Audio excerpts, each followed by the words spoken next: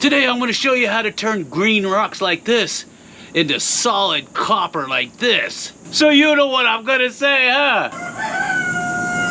That's right, so come on, let's go! So we're working with carbonates today, copper carbonates. And what we're gonna do is we're gonna convert these into oxides, and then from there we're gonna reduce them into metallic copper. And to help that process along, we're gonna be using carbon or charcoal. I'm also gonna use thinner, I'm gonna use flux, and I'm also gonna use some bone ash. And I'm gonna show you how that all works here in just a minute. 470 grams of copper carbonate. Now, whenever I do all my mixing over here, it's gonna be by volume, not by weight, okay? Keep that in mind as we move along. And if you stick around, I'm gonna tell you where you can get all these fluxes, and I'm gonna tell you where you can get the furnace kits too. All right, we're gonna be using 2 different types of crucibles today.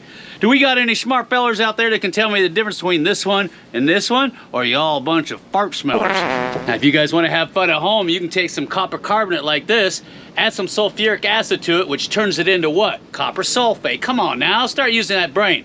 And then you can add metal to it like iron or even aluminum foil, and it'll drop that copper right out. But we're not gonna do that. We're gonna use a furnace, get it up to 2,000 degrees because copper melts at what? That's right, 1984 degrees. And luckily for me, it's hot out here right now, so I don't get too hot with this furnace. Now, everything that you see me working with today, I got from Patrick over at USA Gold Kilns. And I'll leave a link down below. He's a super great guy and he's super smart, and he wrote his own book on fire assaying, if you can beat that. Now, for the fluxes and for the thinner, we got that from Steve Hamilton over at Make Your Own Gold Bars. And he'll even give you a discount for mentioning our name. Not only that, he sells these K&M crushers right here. And that's what we use to powderize all that ore. Now, a big mistake I see a lot of people out there making is they go ahead and they put their charcoal and their copper carbonate into a crucible, and then they put a cap on it. But what they don't do is they don't put any bone ash around the top of this lip here. And the reason why you do that is because if you don't, guess what? When you take this thing out, you're not gonna be able to get this off the top. It's literally gonna fuse to the top. And also you put bone ash on the top of your pedestal so this doesn't stick to the bottom, and you sprinkle a little in the bottom of your furnace just in case you have a spill. That's right, I'm gonna have my bush baked beans too. This is the secret ingredient. What do you think is gonna convert over to copper oxide faster? If I leave it in these chunky forms or if I powder it up? Leave your comment down below before I do it, and we'll just see how many of you out there are fart smellers. Oh, I'm sorry, I meant smart fellers.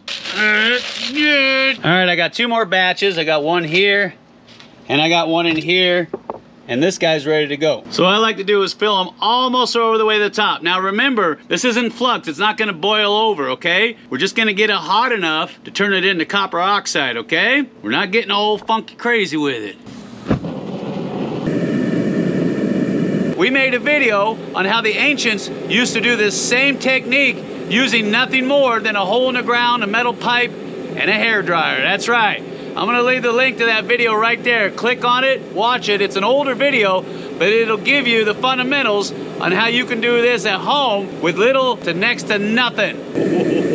Getting mighty hot in there. Oh, it's hot.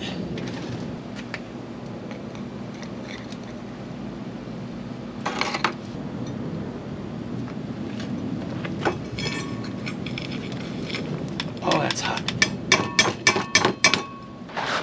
Oh yeah, that's real hot. Let's go check it out. Ooh, can you see the copper? I can. Yeah, what do you see, huh? Tons and tons of copper, that's what I see. Nice. All right, now we're gonna try the powder, and we're gonna see what that looks like when it comes out. And don't forget to smash that like button. Smash it hard!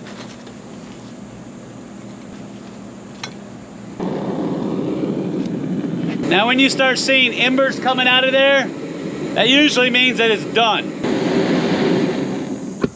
It's hot, it's super hot, baby. Look at the copper burning off the top. You see that? Isn't that cool?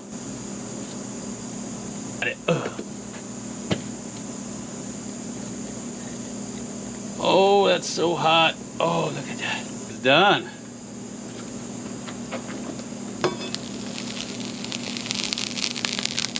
Oh, that copper powder.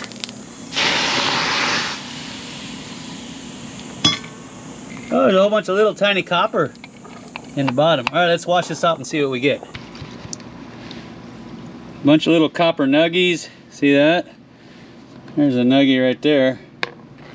Nuggie. And see all that fine copper powder? Right up there? That's all copper powder, which is no big surprise. So it seems that you get better quality copper on a fine grind, but less material. And then when you throw it in chunky, you get a lot of material. Now, granted, a lot of those chunks are not pure copper. So I think to be more efficient, you would do a fine ground on it than throw it in chunky. But we're gonna throw it in chunky because it's faster and it looks prettier, huh? So that's what we're gonna do. And then we're gonna turn it into a giant bar. What do you think about that, huh? I'm sorry, what? I couldn't hear you. My name is Jeff. All right, we got it all cooked up. It's right here. 391 grams. Now you remember what we got in the beginning, right? Before you drop them pants, think of this. Now we're gonna take this, and I know there's a lot of impurities in it, and we're gonna reduce it down to a liquid and make a bar out of it. Ooh, what do you think the final weight's gonna be then, huh? Come on, I got any takers out there? Leave your comment down below. Get our Chapman flux put in there.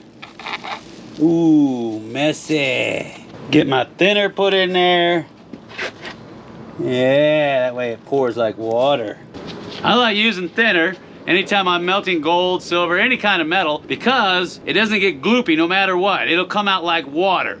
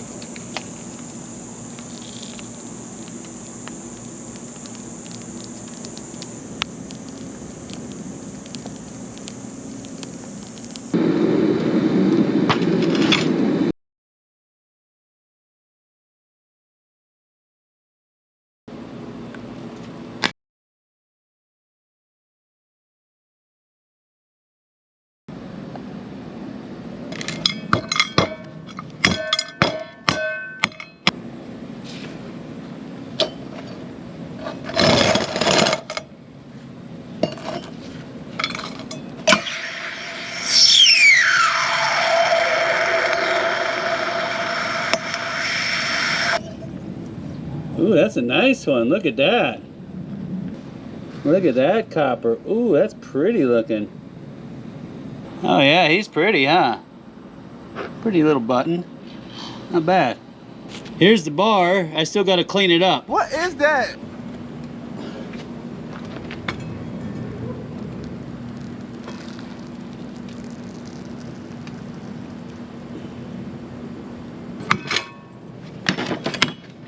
There, finally got a copper bar out of that. See that? Not bad looking. Have to clean them up and see what we got. Well, there they are. There's the copper bar. And, ooh, that's still hot. And there's the other cone. I don't know why, but I can always get my cones to look really, really good, but I can't get a bar to look good for nothing. Now, if you guys have any tips or tricks on how to make these bars look good, leave me a comment down below, because I've tried and they look like ugly loaves of bread. So, all right, let's weigh these things up and see how much we got. So we got 144 grams of copper from that rock.